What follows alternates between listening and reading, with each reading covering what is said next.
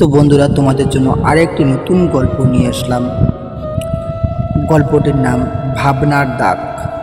তো শুরু করা যাক। সকালটা ছিল একদম শান্ত। রোদটা জ্বালানা দিয়ে ধীরে ধীরে ঘরে ঢুকেছিল। স্নেহা চুপ করে বসেছিল বালিশে হেলান দিয়ে।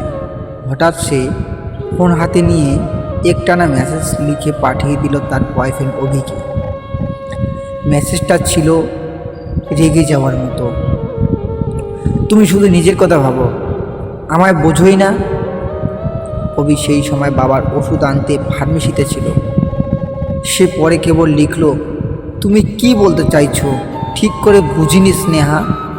কিন্তু আমি কি কিছু ভুল করেছি? স্নেহা আর কিছু না বলে ফোন রেখে দিল। সকালটা কেমন ভারী হয়ে উঠল। দুপুরের পর অভি দেখা করতে এলো, হাতে একগুচ্ছ গোলাপ আর চুপচাপ একটা চিঠি।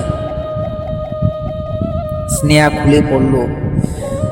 সব কথা বলার আগে একবার ভাবো, কারণ কিছু শব্দ ক্ষত তৈরি করে।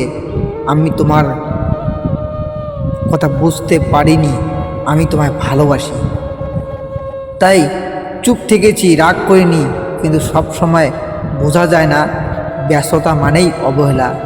এইসব কথা লেখা ছিল সেই চিঠিটার মধ্যে। সেই চিঠি পড়ে স্নেহার চোখে জল চলে এলো। সে ধীরে ধীরে অভির কাঁধে মাথা রাখলো। তো এই গল্পের মধ্যে কি বুঝতে পারলেন? এই গল্পের মধ্যে শিক্ষা একটাই, সেটা হচ্ছে ভালোবাসা মানেই বুঝে বলা, ভেবে বলা। না বুঝে বলা কথায় কখনো ভালোবাসার ভরসা ভেঙে যেতে পারে। তো বন্ধুরা, কেমন হয়েছে অবশ্যই কমেন্টে জানাবেন। ভালো লেগে থাকলে অবশ্যই লাইক, কমেন্ট, শেয়ার করে পাশে থাকবেন। ধন্যবাদ।